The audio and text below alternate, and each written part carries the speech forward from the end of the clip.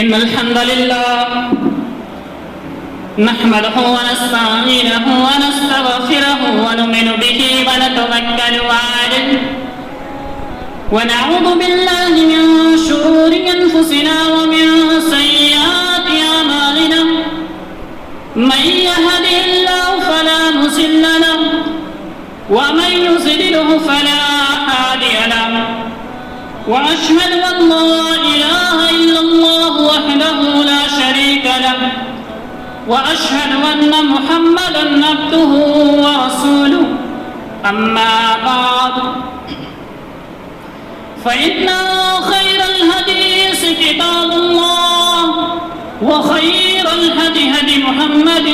صلى الله عليه وسلم وشر الأمور محدثاتها وكل محدثة بدعة وكل بدعة ضلالة وكل ضلالة في النار. أعوذ بالله من الشيطان الرجيم. بسم الله الرحمن الرحيم. يا أيها الذين آمنوا اتقوا الله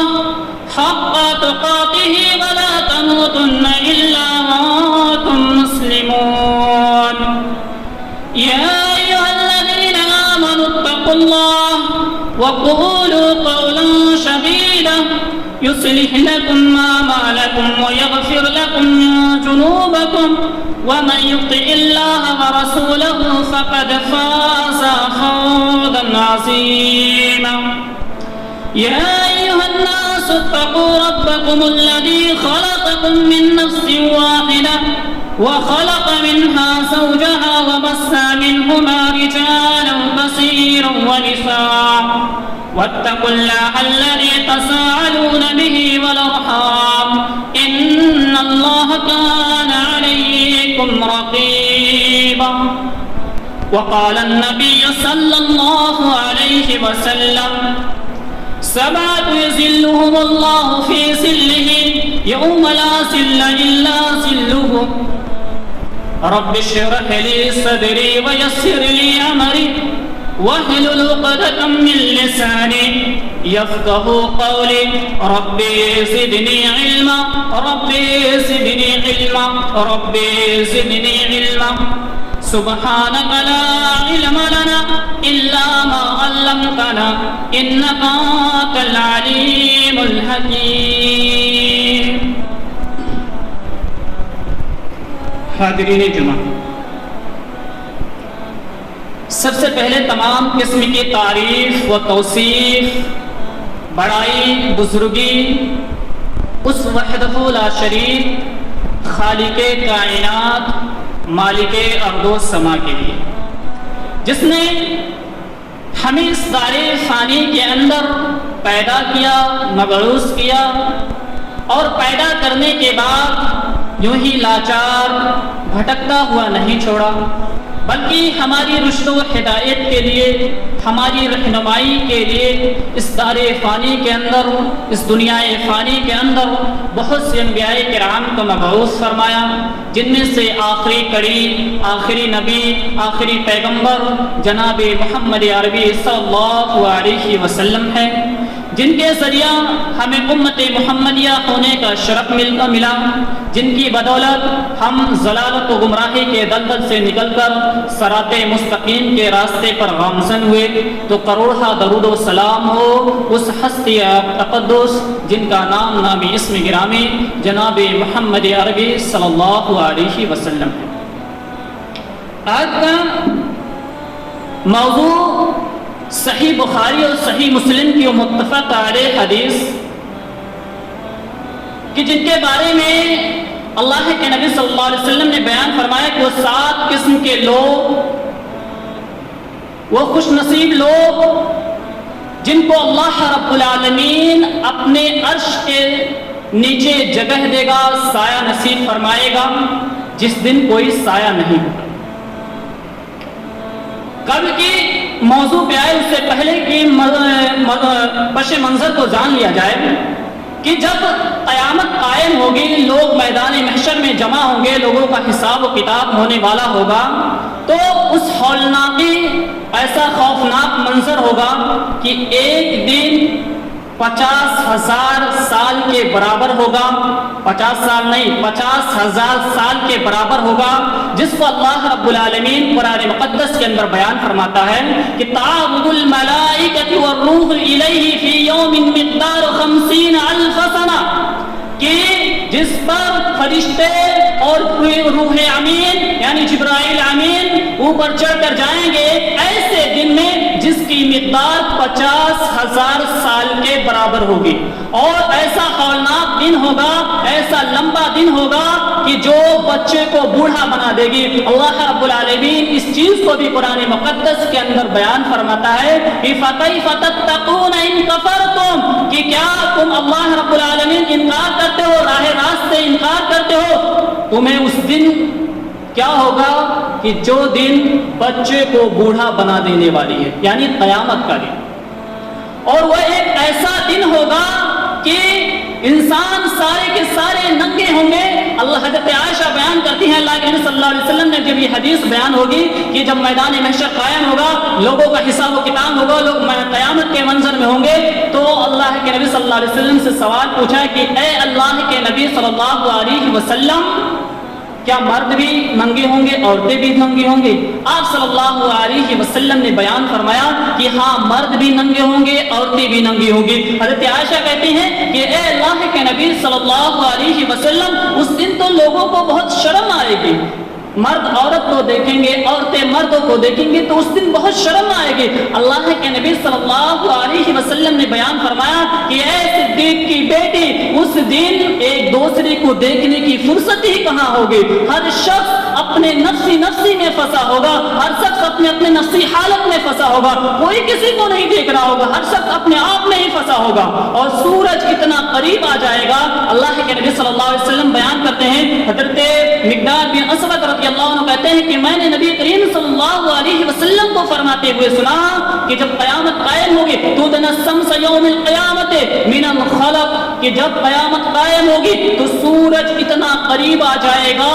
کہ انسان کے مخلوق سے 1 میل کے فاصلے پر ہوگا. حضرت عامر بن سلیم کہتے ہیں کہ مجھے نہیں معلوم کہ 1 میل سے زمین سے 1 میل کے مسافت پر، یا وہ سرمدانی جو آنکھوں میں لگائی جاتی ہے، ایک نام ہوتا ہے میل کے مسافت، وہ مطلب یہ کہ سورج بہت قریب آ جائے گا. اور اللہ کے نبی صلی اللہ علیہ وسلم بیان فرماتے ہیں کہ اس سورج کی گرمی کی تپش کی وجہ سے لوگ اپنے اعمال کے مطابق پسینے میں ڈوب رہے ہوں گے، اور ان کے جسموں سے نکلنے والا پسینہ اس قدر کھول رہا ہوگا جس طرح ہاڈی میں پانی کھولاتے ہیں آگ پر رکھ کر، ایسے کھول رہا ہوگا. اللہ کے نبی صلی اللہ علیہ وسلم کہتے ہیں ہر شخص اپنے اعمال کے مطابق اس پسینے میں غرق ہوگا، ڈوب رہا ہوگا، یعنی اپنے گناہ، جس کے گناہ جیسے ہوں گے اس پسینے میں ویسا ہوگا. کوئی کسی کا کوئی ٹکنوں تک، کوئی کمر تک، کوئی گھٹنوں تک، کوئی منہ تک پسینے میں غرق ہوگا. تو یہ پس منظر، یعنی سورج اتنا قریب ہوگا، گرمی کی شدت ایسی ہوگی جہاں کوئی سایہ نہیں ہوگا، کوئی سایہ دار درخت نصیب نہیں ہوگا. تو اس وقت اللہ کے نبی صلی اللہ علیہ وسلم نے بیان فرمایا کہ جس شخص کو سب سے پہلے سایہ نصیب ہوگا، عرش الہی کا، عرش کے نیچے اللہ رب العالمین جگہ دے گا، وہ یہ 7 قسم کے لوگ ہوں گے. اللہ کے حضرت ابو ہریرہ رضی اللہ تعالی عنہ بیان کرتے ہیں کہ اللہ کے نبی صلی اللہ علیہ وسلم نے بیان فرمایا کہ 7 یظلهم اللہ فی ظلہ یوم لا ظل الا ظلہ، کہ 7 قسم کے لوگوں کو اللہ رب العالمین اپنے عرش کے نیچے سایہ دے گا، اور اس دن اس کے سائے کے علاوہ کوئی اور سایہ نہیں ہوگا. اس حدیث کے اندر 7 کا لفظ ہے، یعنی 7، اس سے مراد 7 لوگ نہیں، 7 قسم کے لوگ، یعنی جس کے اندر بھی یہ اوصاف پائی جائے گی، ان 7 میں سے کوئی بھی اوصاف پائی جائے گی، اللہ رب العالمین مجھے اپنے عرش کے نیچے سایہ نصیب فرمائے گا. اور دوسری بات کہ وہ لوگ مردوں میں سے ہی صرف نہیں ہوں گے، عورتوں میں سے بھی ہوں گے، یعنی جن عورتوں میں یہ اوصاف پائے جائیں گے وہ بھی عرش کے سائے میں ہوگی، اللہ رب العالمین انہیں سایہ نصیب فرمائے گا. اور تیسری بات اس حدیث کے تعلق سے کہ اس حدیث کے اندر اللہ کے نبی صلی اللہ علیہ وسلم نے خصوصی طور پر 7 قسم کے لوگوں کا ذکر کیا. اس کے علاوہ اور بھی حدیثیں ہیں جس کے بارے میں اللہ کے نبی صلی اللہ علیہ وسلم کہ یہ لوگ بھی عرش کے سائے میں ہوں گے. لیکن اس حدیث کے اندر خصوصی طور پر اللہ کے نبی صلی اللہ علیہ وسلم نے 7 قسم کے لوگوں کا ذکر کیا کہ 7 قسم کے لوگ ہوں گے جنہیں اللہ رب العالمین سب سے پہلے اپنے عرش کے نیچے جگہ دے گا, سایہ دے گا. جس دن گرمی کی شدت اس قدر ہوگی کہ انسان اپنے پسینے میں ہی ابل رہا ہوگا, اور سورج اتنا قریب ہوگا کہ انسان ہاتھ لگائے کہ ہاتھ لگ جائے, اتنا قریب آ جائے, 1 میل کے فاصلے پر آ جائے. تو وہ پہلا شخص, اب پہلا شخص کون ہوگا جسے اللہ رب العالمین اپنے عرش کے نیچے جگہ دے گا؟ الامام عادل, وہ حکمران جو عدل و انصاف سے کام کرتا ہے, وہ جسے کوئی ذمہ داری دی گئی ہو, کوئی بادشاہت دی گئی ہو, کوئی منصب دیا گیا ہو, چاہے چھوٹا ہو یا بڑا ہو, وہ اپنے رعایا کے ساتھ, اپنی عوام کے ساتھ انصاف سے کام لیتا ہو تو عرش کے نیچے اللہ رب العالمین اسے جگہ دے گا. اس حدیث کے میں امام اور عادل 2 لفظ ہیں. امام کے معنی کوئی بھی منصب ہو, چاہے چھوٹا ہو بڑا ہو, کوئی شخص اس کے پاس انصاف کرنے کے لیے آئے, اس کے درمیان انصاف کر دے, عدل و انصاف کر دے. اور دوسری چیز عادل, عادل کا مطلب کہ جو اللہ کے دین کے مطابق انصاف کرنے والا ہو, اپنی خواہشات نفسانی کے بغیر نہیں, اپنے خواہشات لوگوں کی خواہشات نہیں, لوگ اللہ کے دین کے مطابق لوگوں کے درمیان فیصلہ کرے گا, اللہ رب العالمین اسے عرش کے نیچے جگہ دے گا جس دن کوئی سایہ نہیں ہوگا. تو یہی چیز اللہ رب العالمین قرآن مقدس کے اندر حضرت داؤد کو حکم دیتے ہوئے فرمایا کہ یا داؤد انا جعلناک خلیفۃ فی الارض, کہ اے داؤد ہم نے آپ کو پوری زمین کو خلیفہ بنایا ہے, زمین پہ خلیفہ بنایا ہے. آپ لوگوں کے درمیان انصاف سے کام کرتے رہنا, خواہشات نفسانی کی پیروی نہ کرنا, اور یہی چیز بہتر راستہ ہے. اگر ایسا کرو گے, خواہشات نفسانی کی پیروی کرو گے, تو تم اللہ کی راہ سے بھٹک جاؤ گے. اس آیت کے اندر غور کریں تو اللہ رب العالمین نے نفسانی خواہشات کیا ذکر فرمایا کہ عدل انصاف میں اگر نفسانی خواہشات شامل ہو جاتی ہے تو وہ انصاف پر مبنی نہیں ہوتا, وہ فیصلہ نہیں ہوتا. چاہے اپنے خواہشات کے مطابق فیصلہ کرے, چاہے لوگوں کی خواہشات کے مطابق فیصلہ تب ہوتا ہے جب اللہ کے دین کے مطابق فیصلہ کرے گا, تب اللہ رب العالمین اسے عرش کے سائے کے نیچے جگہ دے گا. تو پہلا شخص وہ ہوگا. اور ایسے ہی اللہ کے نبی صلی اللہ علیہ وسلم نے بیان فرمایا لوگوں کے بارے میں جو عدل و انصاف سے کام کرتے ہیں, ان کی فضیلت کے تعلق سے بیان کرتے ہوئے اللہ کے نبی صلی اللہ علیہ وسلم نے بیان فرمایا کہ جو لوگ عدل و انصاف سے کام کرتے ہیں, اللہ رب العالمین انہیں وہاں اللہ رب العالمین کے یہاں نور والے ممبروں پر بیٹھایا جائے گا, جس کے اندر نور جاری ہوگا, نور والے ممبروں پر بیٹھائے گا اللہ رب العالمین, اور اپنے دائیں جانب یعنی عرش کے دائیں جانب بیٹھائے گا اللہ رب العالمین, اور اس کا دونوں ہاتھ دایاں ہے. اور اللہ رب العالمین نبی صلی اللہ علیہ وسلم نے بیان فرمایا کہ یہ وہی لوگ ہوں گے جنہوں نے اپنے فیصلوں میں, اپنے گھروں میں, اپنے ذمہ داریوں میں کوتاہی نہیں کی ہوگی, عدل و انصاف سے کام کیا ہوگا.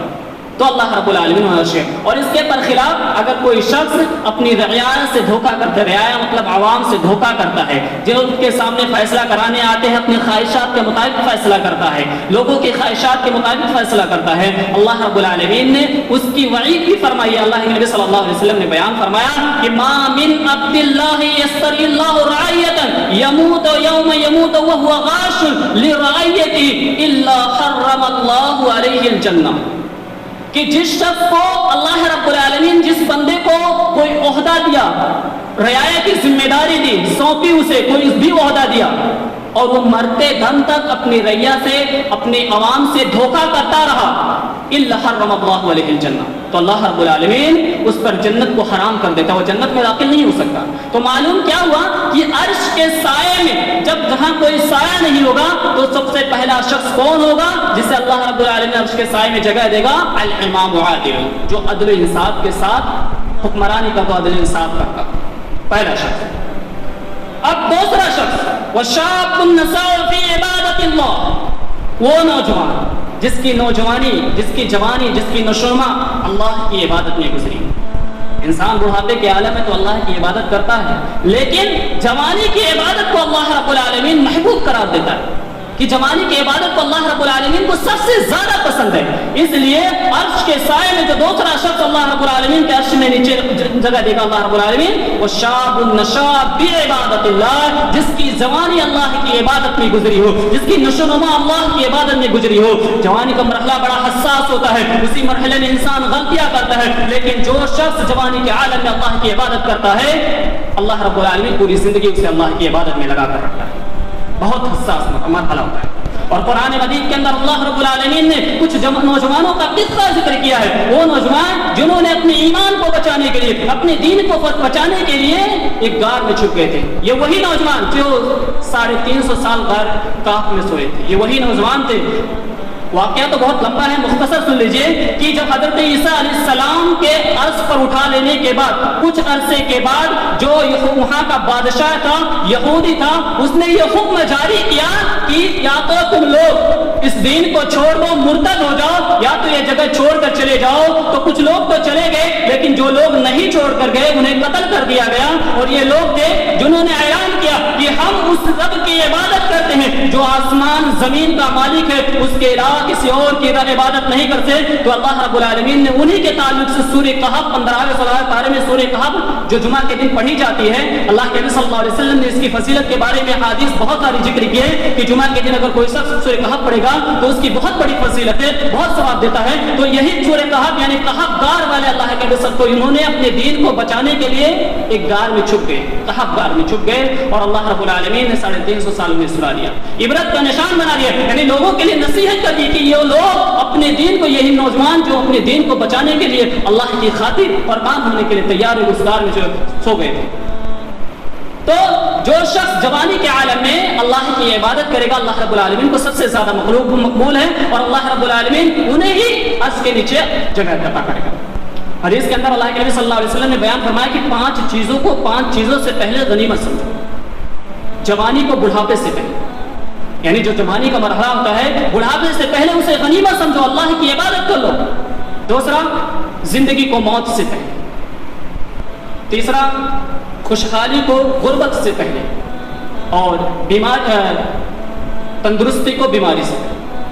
یعنی اس کو غنیمت سمجھو۔ اور 5 چیزوں کے بارے میں اللہ کے نبی صلی اللہ علیہ وسلم نے بیان فرمایا کہ 5 چیزوں اللہ رب العالمین جب قیامت قائم ہوگی تو اللہ رب العالمین لوگوں کا حساب و کتاب کرے گا، تو لوگوں سے 5 چیزوں کا سوال جب تک لوگ نہیں دیں گے تب تک کہ ان کے قدم وہاں سے ہل نہیں سکتے۔ پہلی چیز عمر کے بارے میں، اللہ رب العالمین سب سے پہلے انسان کی عمر کے بارے میں پوچھے گا کہ اے بندے بتا کہ تم نے جو ہم نے عمر دی تھی 80 سالہ 70 سالہ جو بھی عمر دی تھی، میں نے اتنی طویل لمبی عمر دی تھی، اسے کہاں گوایا، کہاں کھپایا۔ دوسری چیز جوانی کے بارے میں اللہ رب العالمین پوچھے گا کہ جو ہم نے تمہیں تندرستی تھی، جوانی دی تھی، وہ کہاں تم نے کھپائی۔ اور تیسری چیز جو مال تم نے کمایا، مال تمہیں دیا تھا وہ کہاں سے کمایا۔ چوتھی، اس مال کو جو کمایا حلال طریقے سے کمایا، حلال طریقے سے کمایا، اور پھر اس مال کو کہاں خرچ کیا، حرام میں خرچ کیا، حلال میں خرچ کیا۔ اور 5ویں چیز اللہ رب العالمین پوچھے اس علم کے بارے میں کہ جو تم نے علم حاصل کیا اس پر کتنا عمل کیا۔ تو معلوم کیا ہوا کہ اللہ کو جوانی کی عبادت بہت زیادہ مقبول ہے، اور اللہ رب العالمین اسے زیادہ پسند کرتا ہے، اور عرش کے نیچے جو دوسرا شخص ہوگا وہ یہی نوجوان ہوگا جس کی جوانی اللہ کی عبادت میں گزری۔ اب تیسرا نوجوان کہ ورجل قلبه معلق فی المساجد، تیسرا نوجوان کہ جس کا دل مسجد میں اٹکا ہوا، یعنی جب وہ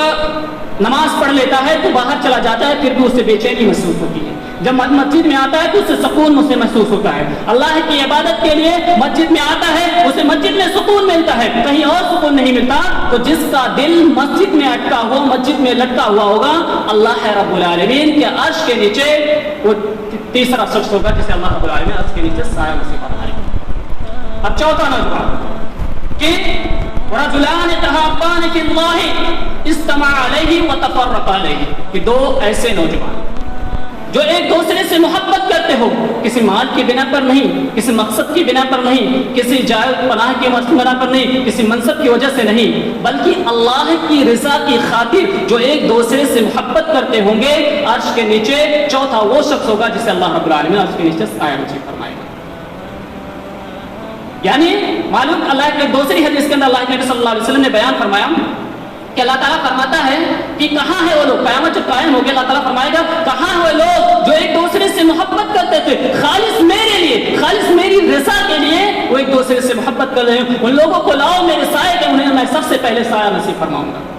تو جو شخص ایک دوسرے سے محبت کرتے ہو خالص اللہ کی رضا اور کوئی مقصد نہیں، اللہ کی رضا، آپ مسلمان میں مسلمان آپ سے محبت کرتا ہوں، یہ خالص اللہ رب العالمین کی رضا کی خاطر کہ اللہ رب العالمین ہمیں اس کے بدلے میں ثواب عطا کرے گا، قیامت کے دن ہمیں وہ سایہ نصیب فرمائے گا. اس لیے ہم دوسرے سے محبت، وہ عرش کے سائے میں. حضرت خولانی رضی اللہ تعالیٰ عنہ کہتے ہیں کہ معاذ بن جبل سے کہ اے معاذ بن جبل کہ میں آپ سے محبت کرتا ہوں اللہ کی رضا کی خاطر، خالص اللہ کی رضا کی خاطر. حضرت معاذ کہتے ہیں کیا واقعی تو اللہ کی رضا کی خاطر مجھ سے محبت کرتا ہے؟ کہتے ہاں میں اللہ کی رضا کی خاطر. کہا تیرے لیے خوشخبری ہو، جو شخص کسی سے محبت کرتا ہے خالص اللہ رب العالمین کے لیے تو اللہ رب العالمین کی محبت اس پر واجب ہو جاتی ہے، اللہ رب العالمین سے محبت کرنے لگتا ہے. حدیث کے اندر اللہ کے نبی صلی اللہ علیہ وسلم نے بیان فرمایا، اللہ تعالیٰ فرماتا ہے کہ جو ایک دوسرے سے محبت کرتے ہیں میری محبت اس پر واجب ہوتی ہے، یعنی اللہ رب العالمین بھی اس سے محبت کرنے لگ جاتا ہے. تو ایک دوسرے سے محبت کرنا خالص اللہ رب العالمین کی رضا کی خاطر، تو یہ چوتھے لوگ ہوں گے جو اللہ رب العالمین کے عرش کے سائے کے نیچے ہوں گے. اب پانچواں وَرَجُلٌ دَعَوْتُ امْرَأَةٌ ذَاتَ مَنْصَبٍ وَجَمَالٍ فَقَالَ إِنِّي أَخَافُ اللَّهَ، کہ پانچواں وہ شخص، وہ نوجوان کہ جس کو کسی عہدے دار خوبصورت عورت نے دعوت دی، زنا کی طرف بلایا ہو، فقال انی اخاف اللہ، اور وہ کہا ہو انی اخاف اللہ، میں اللہ رب العالمین سے ڈرتا. یعنی اگر کوئی شخص کے پاس کوئی عہدے دار بڑے گھرانے کے لوگ، بڑے گھرانے کی عورت خوبصورت بھی ہو بلائے تو انسان کے لیے بچنا بہت مشکل ہوتا ہے، لیکن اس شخص کے لیے مشکل نہیں ہوتا جو اللہ رب العالمین سے ڈرتا ہے. تو جو شخص کے پاس ایسی دعوت آئے، کوئی خوبصورت عورت اسے بلائے، دعوت دے زنا کے لیے، انی اخاف اللہ، وہ کہے میں اللہ رب العالمین سے ڈرتا ہوں، تو اللہ رب العالمین کے عرش کے سائے میں وہ پانچواں شخص ہوگا جسے اللہ رب العالمین عرش کے سائے میں جگہ دے گا. اس چیز کے بارے میں حضرت یوسف علیہ السلام کے بارے میں جان لیجیے کہ حضرت یوسف علیہ السلام اللہ کے ماننے والے، اللہ کے عبادت کرنے والے، اللہ رب العالمین کے ڈرنے والے، جب ان کے سامنے مصر کے بادشاہ کی بیوی نے دروازہ بند کر کے زنا کے لیے اپنی طرف اکسایا تو انہوں نے کیا کہا؟ معاذ اللہ، میں اللہ کی پناہ میں ہوں، اللہ سے ڈرتا ہوں. اللہ رب العالمین نے انہیں اس چیز سے بچایا. تو معلوم کیا ہوا کہ عرش کے سائے میں وہ شخص ہوگا. اور ایک اور حدیث کے اندر حضرت عبداللہ بن عمر رضی اللہ تعالیٰ عنہ بیان کرتے ہیں کہ اللہ کے نبی صلی اللہ علیہ وسلم نے بیان فرمایا کہ 3 لوگوں کا واقعہ ذکر کیا کہ 3 لوگ تھے جو سفر کر رہے تھے، اسی راستے میں نکلے، سفر کر رہے تھے، بہت زیادہ بارش ہونے، بہت مسلسل بارش ہونے لگی. تو انہوں نے اس بارش سے بچنے کے لیے ایک پہاڑ کی غار میں، کھوئے میں پناہ لی. جب پناہ لی تو غار کے اوپر سے، پہاڑ کے اوپر سے ایک پتھر آ کر اس کا منہ بند کر دیا، وہ بند ہو گیا، مطلب آنے جانے کا راستہ بند. ان لوگوں نے کہا کہ اب تو آنے جانے کا کوئی راستہ نہیں، باہر کا آسمان بھی نہیں دکھ رہا ہے، اتنا اندھیرا، کیا ہم لوگ اللہ رب العالمین سے اپنی کوئی ایسی عبادت ذکر کر کے وسیلہ بنا کے اللہ رب العالمین سے دعا کریں تو اللہ رب العالمین ہو سکتا ہے اس پہاڑ کو، اس مصیبت کو، اس چٹان کو اس منہ سے دور کر دے، تو اللہ رب العالمین ہمیں اس سے نجات فرمائے. تو ان میں سے پہلے شخص نے دعا کی کہ اے اللہ رب العالمین، میں بکریاں چراتا، میرے ماں باپ بوڑھے ہو چکے تھے، میں بکریاں چراتا تھا، میری بیوی بچے بھی تھے، روزانہ کا معمول یہ تھا کہ میں بکریاں چراتا تھا، بکریاں چرا کے گھر آتا تھا اور دودھ نکالتا تھا بکریوں کا، اور سب سے پہلے میں اپنے ماں باپ کو پلاتا، پھر اپنے بچوں کو پلاتا، پھر خود پیتا، پھر ہم لوگ سوتے. پھر ایک دن ایسا ہوا کہ میں بکریاں چراتے چراتے بہت دور نکل گیا اور آتے ہوئے بہت زیادہ دیر ہو گیا، شام ہو گئی، رات ہو گئی، اور جب میں گھر پہنچا تو میرے ماں باپ سو چکے تھے. تو میں اپنی دودھ نکال کر بکریوں کا اپنے ماں باپ کے سرہانے کھڑا ہو گیا. میرے بچے بھوک سے تڑپ رہے تھے، بلک رہے تھے، لیکن میں یہ گوارا نہیں کیا کہ میں سب سے پہلے دودھ ان کو پلاؤں. میں نے یہی چیز اپنائی کہ سب سے پہلے میرے اپنے ماں باپ دودھ پئیں گے، اس کے بعد بچے پئیں گے. میں اپنے ماں باپ کے سرہانے فجر تک کھڑا رہا، صبح تک کھڑا رہا، اور جب میرے ماں باپ اٹھے تو میں نے انہیں دودھ پلایا، پھر اپنے بچوں کو پلایا۔ اگر میں نے ایسا کیا تو تیری رضا کی خاطر کیا، اے اللہ اگر تیری رضا کی خاطر میں نے ایسا کیا تو اس چٹان کو اتنا ہٹا دے کہ آسمان نظر آئے۔ تو اللہ رب العالمین نے اس کی دعا کو قبول کیا اور چٹان سے اتنا پتھر ہٹا دیا کہ آسمان نظر آ گیا۔ اب دوسرا شخص اس نے بھی دعا کی کہ اللہ رب العالمین، ایک شخص میرے یہاں اجرت پہ کام کرتا تھا، 3 سال اس کی اجرت تھی، ایک دن اس نے اجرت کی اور مجھ سے اجرت مانگی، اور اجرت مانگنے کے بعد وہ اجرت لیے بنا یعنی قیمت لیے بنا وہ چلا گیا، اور اس اجرت سے میں نے کئی ساری کھیتیاں کی، باڑیاں کی، اور بہت سارے چرواہے لے لیے، گائے بکری بہت ساری لے لی، اور اس میں بہت زیادہ تیری وجہ سے برکت حاصل ہوئی اور بہت زیادہ ہو گئی۔ اب ایک دن وہ آیا، کہتا اللہ رب العالمین سے ڈر، مجھے میری اجرت دے۔ تو میں نے اسے وہ ساری بکریاں چارے چرواہے دے دیے۔ اس نے کہا مجھ سے مذاق نہ کرو۔ کہا میں مذاق نہیں کرتا، تیری اجرت کی وجہ سے اللہ رب العالمین نے اس میں برکت دی ہے، تو سارے لے جا، یہ تیرے ہیں، میں نے وہ دے دیا۔ اگر محض یہ تیری عبادت کے لیے، تیری رضا کے لیے ایسا کیا تو اللہ اس پتھر کو اتنا ہٹا دے۔ اللہ رب العالمین نے اس کی دعا کو قبول کیا اور وہ ہٹ گیا۔ اب تیسرا جو محل اشتہاد اس حدیث کے اندر، تیسرا شخص کہا اے اللہ میری ایک چچا زاد بہن تھی، میں اس سے محبت کرتا تھا جیسا ایک آدمی ایک عورت سے محبت کرتا ہے، میں اس سے محبت کرتا تھا۔ جب میں اس سے اپنی نفسانی خواہشات کا ذکر کیا کہ میں تم سے اپنی نفسانی خواہشات پوری کرنا چاہتا ہوں، تو اس نے کہا کہ مجھے 100 دینار لا کر دے دو، تمہاری خواہش پوری کر دوں۔ میں نے بہت سارے کام کیے اور 100 دینار کسی طرح اکٹھا کیا، اور جب وہ مرحلہ آیا، وہ وقت آیا کہ میں اس کے پیروں کے بیچ میں بیٹھا ہوا تھا، اور اس لڑکی نے کہا یا عبد اللہ اتق اللہ، کہ اے اللہ کے بندے اللہ رب العالمین سے ڈر، میری بقارت کو، میری بلوغت کو ضائع نہ کر۔ اے اللہ میں وہ ڈر گیا، وہ ڈر کر اس کے پیروں سے اٹھ کر دور بھاگ گیا۔ اے اللہ اگر میں نے ایسا کیا، رک گیا، تو تیری محض تیری خاطر، تیری رضا کی خاطر، اے اللہ اگر میں نے تیری رضا کی خاطر کیا تو اس چٹان کو پورا ہٹا دے اور ہمیں اس یہاں سے جانے کا اس عذاب سے بچا لے۔ اللہ رب العالمین نے اس کی دعا قبول کی۔ تو معلوم کیا ہوا اس محل اشتہاد کہ جب کسی کو کوئی عورت دعوت دے غلط کام کے لیے اور وہ اللہ رب العالمین سے کہے کہ انی اخاف اللہ، میں اللہ سے ڈرتا ہوں، تو عرش کے نیچے اللہ رب العالمین اسے سایہ نصیب کرے۔ اب چھٹا سکتا وہ ورجل تصدق بصدقۃ، کہ چھٹا وہ شخص ہوگا جسے اللہ رب العالمین عرش کے نیچے جگہ دے گا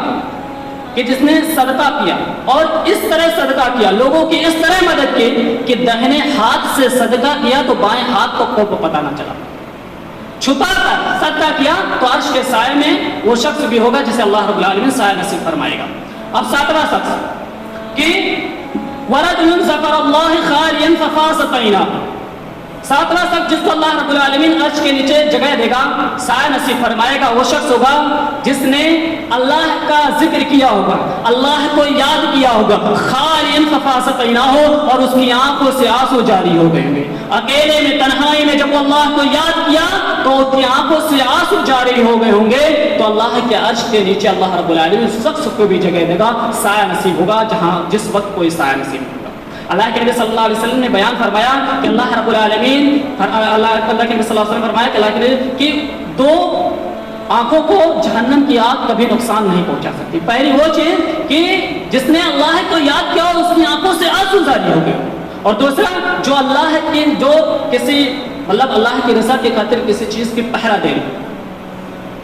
تو 2 آنکھوں کو جہنم کی آگ نہیں جلا سکتی۔ یہ اللہ کے نبی صلی اللہ علیہ وسلم۔ تو معلوم کیا ہوا کہ یہ 7 لوگ جس کو اللہ رب العالمین اپنے عرش کے سائے میں جگہ دے گا، اگر ہم ان لوگوں میں شامل ہونا چاہتے ہیں، اگر ان لوگوں میں سے بننا چاہتے ہیں، تو ہمیں بھی ان اوصاف کے مطابق اللہ رب العالمین کی عبادت کرنی ہوگی، اللہ رب العالمین کے بتائے ہوئے طریقے کے مطابق زندگی گزارنی ہوگی، رسول صلی اللہ علیہ وسلم کے بتائے ہوئے طریقے کے مطابق، شریعت کے مطابق اپنے آپ کو ڈھالنا ہوگا، تبھی ہم قیامت کے اس گرمی سے، اس شدت سے، اس عذاب سے بچ سکتے ہیں، تبھی اللہ رب العالمین اپنے عرش کے نیچے ہمیں جگہ دے گا۔ آخر میں اللہ رب العالمین سے دعا ہے کہ اللہ تعالی ہمیں زیادہ سے زیادہ نیک عمل کرنے کی توفیق عطا فرمائے۔ اے اللہ ہمیں بھی ان خوش نصیب لوگوں میں سے بنا جنہیں تو عرش کے سائے کے نیچے قیامت کے دن جگہ دے گا، آمین۔ وآخر الدعوانا الحمدللہ رب العالمین۔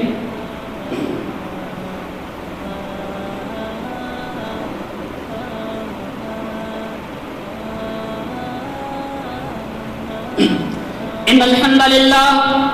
نحمده ونستعينه ونستغفره ونؤمن به ونتوكل عليه ونعوذ بالله من شرور أنفسنا ومن سيئات أعمالنا من يهده الله فلا مضل له ومن يضلله فلا هادي له وأشهد أن لا إله إلا الله وحده لا شريك له وأشهد أن محمدا عبده ورسوله أما بعد فإن خير الحديث كتاب الله وخير الهدي هدي محمد صلى الله عليه وسلم وشر الأمور محدثاتها وكل محدثة بدعة وكل بدعة ضلالة وكل ضلالة في النار. إن الله وملائكته يصلون على النبي يا أيها الذين آمنوا صلوا عليه وسلموا تسليما. اللهم صل على محمد وعلى آل محمد كما صليت على إبراهيم وعلى آل إبراهيم إنك حميد مجيد. اللهم بارك على محمد وعلى آل محمد كما باركت على إبراهيم وعلى آل إبراهيم إنك حميد مجيد. عباد الله رحمكم الله إن الله يأمر بالعدل والإحسان وإيتاء ذي القربى وينهى عن الفحشاء والمنكر والبغي يعظكم لعلكم تذكرون ولذكر الله تعالى أعلم وأكبر والله يعلم ما تصنعون.